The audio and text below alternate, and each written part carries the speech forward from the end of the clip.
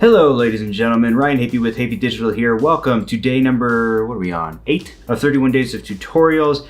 In this tutorial, I'm going to go over the basics of the Illuminati. I mean the exposure triangle. We're gonna talk about the exposure triangle today. If you're interested in photography or video at all, you know about the exposure triangle, and it basically consists of ISO, aperture, and shutter speed. And how you set these values can greatly impact how your photos and videos look, even well beyond just general exposure. So for starters, let's start with ISO. So ISO stands for International Standards Organization, and it refers to the sensitivity of your camera sensor to light. A low ISO means your camera sensor is less sensitive to light, and the inverse is true as well. So the lower that you set your ISO, the lower your exposure is going to be. Again, the inverse of that is true. But also important to note here is that a low ISO is going to result in less noise and a cleaner image overall versus higher ISOs, which could introduce noise and things like that and grain into your images and videos. Think of ISO as adding like a lot of gain to an audio signal. If you add too much gain to your audio, it's just going to sound super distorted and it's not going to be usable.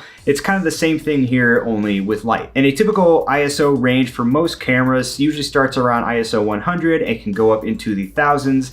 But the usable range of ISO based on current technology is usually anywhere from ISO 100 up to ISO 6400. Next up, let's talk about aperture. So a camera's aperture, which is located typically inside of the lens, basically works like the pupils on your eyes. When it's dark outside, your pupils get bigger to let in more light, and when it's super bright outside, they get much smaller to reduce the amount of light that gets into your eye. And it works the exact same way in your camera. When you have a very wide aperture, it's going to let in a lot of light onto your sensor, and when the aperture is super small, it's not going to let quite as much light hit the sensor. But that's not the only thing that aperture controls. It's also going to control the amount of depth of field in your photo. Depth of field, by the way, basically determines how much of your image is in focus. So if you're shooting with a very wide aperture, your depth of field is going to be very shallow, which means that only a small portion of your frame is going to be in focus, and then everything in the foreground and background is going to be blurry or out of focus. Versus when you use a very small aperture, your depth of field is going to be much deeper, so that much more of the image or video is going to be in focus. And aperture values are most commonly referred to as f-stops, so you may have seen the letter F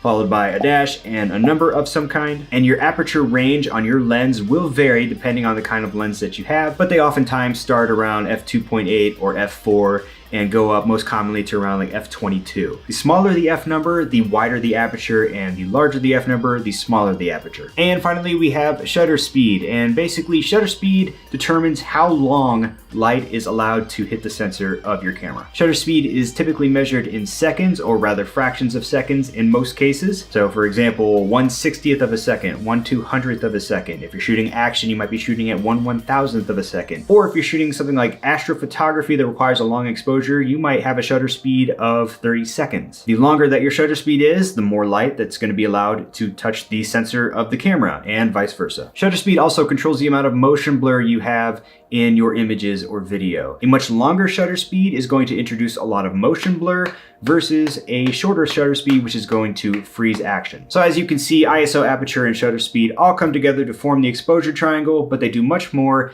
than just determine the exposure of your photos or videos, but rather they can be used in a lot of other creative ways to get the look and feel that you're going for in your photos and videos. Thank you for watching this short explanation of the Illuminati. The exposure triangle. If you like this tutorial, hit that like button below, and we'll see you again tomorrow for another tutorial. Bye-bye.